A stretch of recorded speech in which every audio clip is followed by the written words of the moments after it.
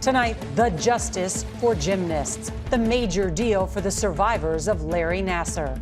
I blame Larry Nassar, and I also blame an entire system that enabled and perpetrated his abuse. Why the Justice Department is set to pay a reported $100 million for the FBI's mishandling of the investigation into the disgraced doctor. I'm especially sorry that there were people at the FBI who had their own chance to stop this monster and failed. The CBS Evening News starts now.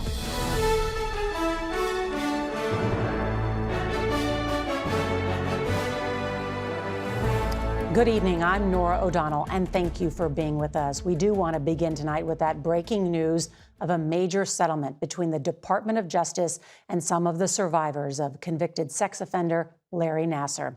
CBS News has learned that the deal is in its final stages, and there are reports the amount could be up to $100 million. And the news comes 3 years after a Department of Justice watchdog report outlined the FBI's mishandling of the case, including how agents were slow to investigate the abuse allegations into Nassar. He was the former team doctor for the women's national gymnastics team.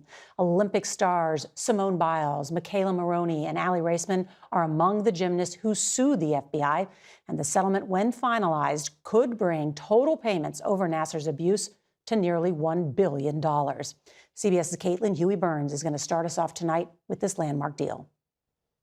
This settlement could be the final hurdle for justice for some of the top names in gymnastics, abused by former team doctor Larry Nassar, abuse reported to the FBI and mishandled by the agency for almost a year.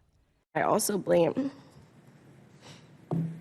an entire system that enabled and perpetrated his abuse. They allowed a child molester to go free for more than a year. The Department of Justice is close to a deal that would pay them and around 100 others $100 million, according to the Wall Street Journal. This comes after a 2021 Justice Department Inspector General report found the agency failed to respond to the allegations with the utmost seriousness and urgency, and 70 or more young athletes were allegedly sexually abused by Nassar after the first complaint against him was filed with the FBI. Rachel Den Hollander was the first woman to publicly accuse Nassar of abuse, though she won't be part of the settlement because her abuse preceded the FBI's failures. What does this kind of settlement mean? I'm grateful for a measure of accountability.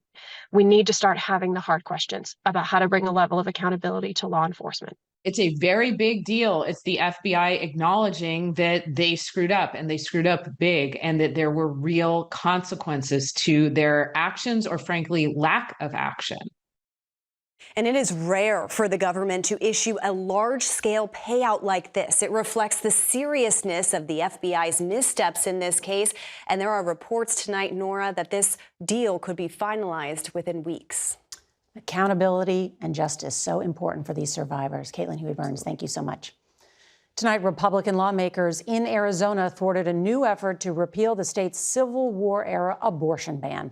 If the law goes into effect, most abortions will become illegal this summer.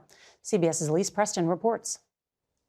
The motion to overrule. My ruling fails. Today, Arizona House Democrats pleaded with Republicans to allow a vote to overturn the abortion ban. We are the representatives of the people, and the people want this repealed. This is what we are arguing about right now, whether or not we should overturn something that is archaic, something that is going to really impact women in Arizona. Despite high-profile Republicans like former President Trump saying the ban goes too far, the attempt to repeal it didn't get enough votes. Democrats needed 31 votes to prevail and were just one vote short. They had hoped at least 2 Republicans would repeal the effort. In the end, only one did. Some of us believe that abortion is in fact the murder of children. Opponents of abortion rights welcome today's outcome. We need to save freedom in our state. We need to save our Constitution. Our rights are under threat every single day, including the right to life. Arizona Democrats also tried to repeal the ban last week, but were prevented by the Republican majority. Today, abortion rights advocates vowed to press on. Any extreme ban will kill women and pregnant people. It will force pregnancy on people who cannot or do not want to have a child. They say they've gathered enough signatures for a November ballot initiative that would restore abortion rights until fetal viability, which doctors say is between 23 and 24 weeks. I don't have the words to describe how angry I am about it. This is the reason why I'm out here, is to be the part of this community. Abortion is currently legal in Arizona up to 15 weeks. The state attorney general says if the ban isn't repealed, it could go into effect as early as June. Nora? Elise Preston, thank you very much. Aircraft manufacturing giant Boeing was under the spotlight at 2 Senate hearings today over allegations of safety failures and quality control problems inside the company. CBS's Chris Van Cleve reports on the 2 whistleblowers who are making serious allegations. I was told, frankly, to shut up. Boeing quality engineer turned whistleblower Sam Salahpour on Capitol Hill warned of his safety concerns about the 787 Dreamliner. Are these planes safe?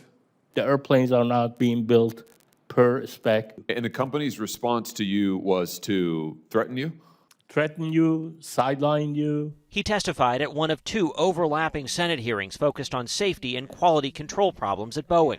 This focus on money over safety is a bad investment. Salahpour claims Boeing is not following its own production guidelines when connecting key pieces of the 787 fuselage. He fears it could lead to a structural failure years down the line. We have faulty engineering that, they're trying to shove on our throats. The FAA is investigating those claims, but Boeing says they are inaccurate, pointing to stress testing like this, saying extensive and rigorous testing of the fuselage and heavy maintenance checks of nearly 700 in-service airplanes to date have found 0 evidence of airframe fatigue. We are fully confident in the safety and durability of the 787 Dreamliner. 737 MAX whistleblower Ed Pearson told senators he's given documents relating to the door panel that blew out during an Alaska Airlines flight in January to the FBI. Documents potentially the ones the NTSB says Boeing previously indicated did not exist. The actual documentation that they've been saying has not been available. It is available. It is available, and the FBI and it has been available for months. We just spoke with the National Transportation Safety Board. While its investigators have not reviewed Ed Pearson's documents, they tell us they do not believe they're the same as the ones they had been seeking. Boeing says it is fully cooperating with all of the ongoing investigations. Nora. Chris Van Cleve, thank you for your reporting. Now to a possible breakthrough on Capitol Hill, where the House has unveiled a plan to provide billions of dollars in emergency aid to Ukraine and Israel. But the move could endanger the Republican speaker's future. CBS's Scott McFarlane is at the Capitol. All right, good evening, Scott. So what do we know? And Nora, on the same day, top military leaders warned Ukraine is running out of money and munitions. House Republicans unveiled a long-awaited, long-stalled plan to help Ukraine. And they think they've threaded a political needle here. They offer $61 billion for Ukraine, billions more for Israel, but they'll have separate votes, which could help embattled House Speaker Mike Johnson win enough votes from both parties. It also could fuel criticism from Republicans, including those trying to oust him, that don't want more money for Ukraine. Johnson tonight says he doesn't need Democrats to intervene to save him, but multiple Democrats told CBS News they would if it meant more money for Ukraine. And Nora, the bill got a big jolt. President Biden says he supports it too. That's really interesting. And meanwhile, Scott, there's also news tonight about those impeachment charges against the Homeland Security Secretary. The second ever impeachment of a U.S. cabinet secretary, the first since the 1800s. Republicans argued Alejandro Mayorkas willfully and systematically failed to enforce immigration law. Democrats today said it was political, and on party lines, they voted to dismiss both articles. It began after lunch and ended before dinner. So now it's all done. It's all done. Scott McFarlane, thank you. Also on Capitol Hill today, a heated hearing over the rise of anti-Semitism on the campus of Columbia University in Manhattan. The Ivy League school has been at the center of some of the most intense campus demonstrations since the war in Gaza began. CBS's Nicole Killian reports the school's president admitted that more can be done to protect Jewish students. The fiery debate over anti-Semitism at Columbia University made its way to Capitol Hill today. Anti-Semitism has no place on our campus, as Republicans accused the Ivy League institution of gross negligence for its handling of anti-Semitic incidents, including assaults and vandalism. Trying to reconcile the free speech rights of those who wanted to protest and the rights of Jewish students to be in an environment free of discrimination and harassment has been the central challenge. Egyptian-born university president Manoush Shafiq was the fourth college chief called before the panel. Does calling for the genocide of Jews violate Columbia's code of conduct? Yes, it does. Facing the same questions that led to the resignations of the presidents of Harvard and University of Pennsylvania. Does calling for the genocide of Jews violate Penn's rules or code of conduct? Yes or no? It is a context-dependent decision, Congresswoman. It's a context-dependent decision. That's your testimony today? New York Congresswoman Elise Stefanik chastised Shafiq over the university's response to several professors who used anti-Israel rhetoric, including Professor Joseph Massad, who described the October 7th Hamas attack as awesome, astonishing, and incredible. I know you confirmed that he was under investigation. Yes, I can confirm that. Will you make the commitment to remove him as chair?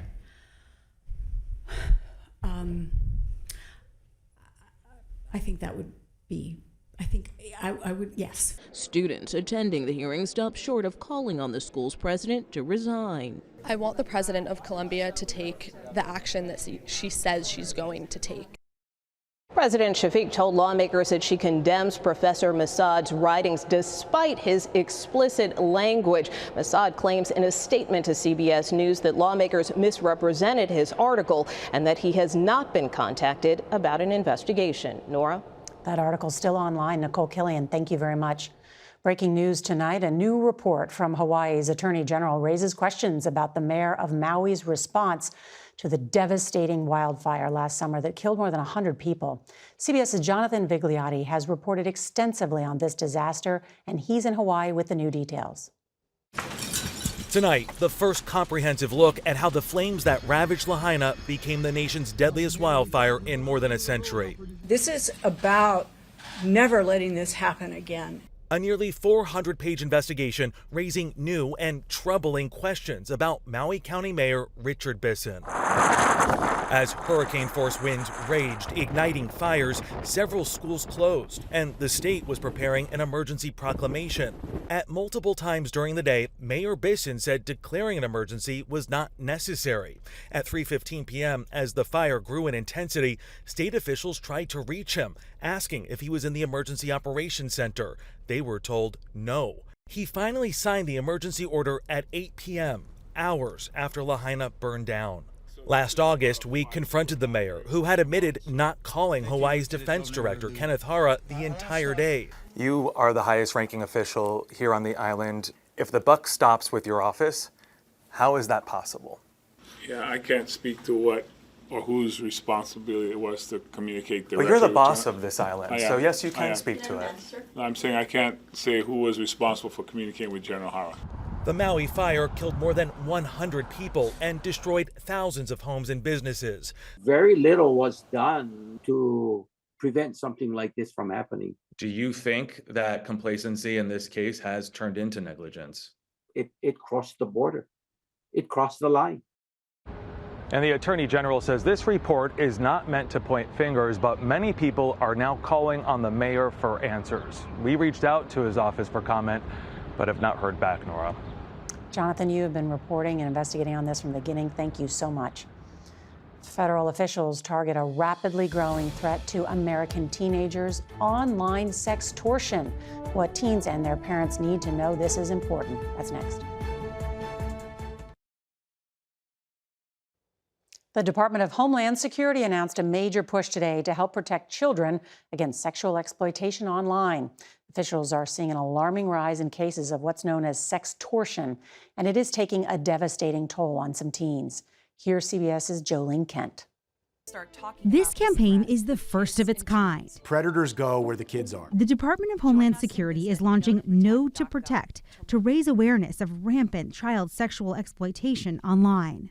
Our mission is to eradicate this scourge. DHS, along with Snapchat, Google, Meta, and others, want to educate families and kids about how to detect suspicious behavior, seek help, and report incidents to law enforcement. Are you satisfied with what the big tech companies are doing and how they are cooperating with the federal government? Jolene, when I reached out to the tech company chief executives, we were met with prompt and affirmative responses, eagerly joining this campaign. The tech companies need to do more. The campaign comes after Meta CEO Mark Zuckerberg apologized to parents on Capitol Hill.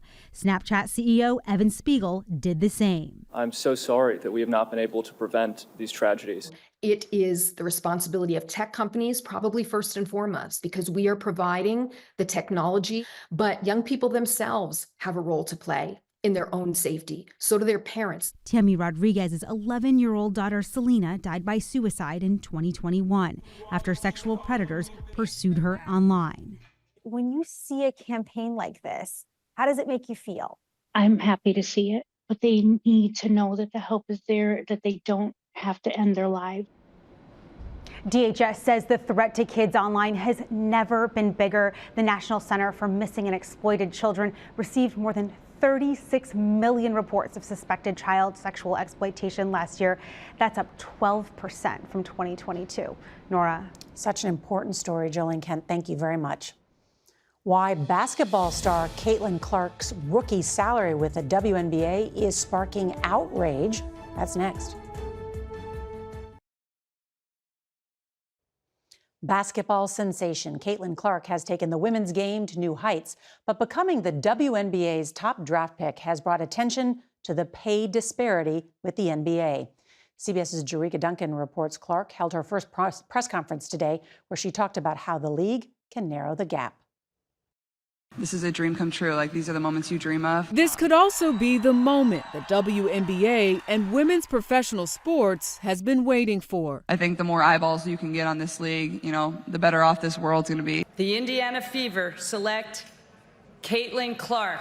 It was a ratings record when nearly 2.5 million people tuned in to watch as former Iowa guard Caitlin Clark was drafted by the Indiana Fever. When you look at the amount of revenue that the NBA is getting, they could move some of that money to the WNBA to invest. $76,000 is not enough for someone you are looking to be the face of the league going forward. No other professional sports league would do something like that, and it's a shame. The 22-year-old's endorsement deals in college were worth more than $3 million. She'll now get a base salary as a rookie capped at $76,535. Last year's NBA #1 draft pick, Victor Wembanyama, earned over $12 million. But the revenue from both leagues is not comparable. Last season, the WNBA brought in a reported $200 million. While the NBA took in an estimated $10 billion. Clark's popularity could spark a change, enabling the player to get more revenue in their collective bargaining agreements and TV broadcast contracts. Both are up for renewal this year. Obviously, the new media rights deal that can be negotiated can be life-changing for a lot of players in this league. Which could be a welcome slam dunk for everyone. Jerika Duncan, CBS News, New York. Heart of America is next. This portion of the CBS Evening News is sponsored by Bristol Myers Squibb.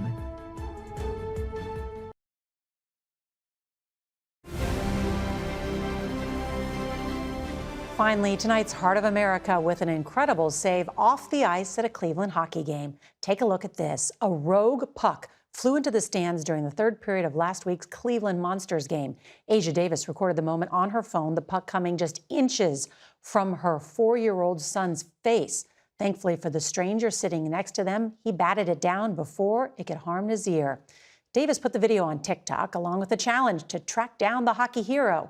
Well, the video went viral, and 5 million views later, Andrew Podolak came forward to tell his story. It was coming up over the glass, and I just saw it was like wobbling and whatnot. So I was like, oh God, the first thing I got to do, first instinct is protect the kid, jump in front of it. Wow. Well, the trio was reunited at last weekend's Monsters game, this time for a hug and a thank you and a celebratory puck drop at center ice. Andrew Podolak and the Davis family, they are tonight's Heart of America. Always thinking about others. That's tonight's CBS Evening News. I'm Norah O'Donnell. Good night.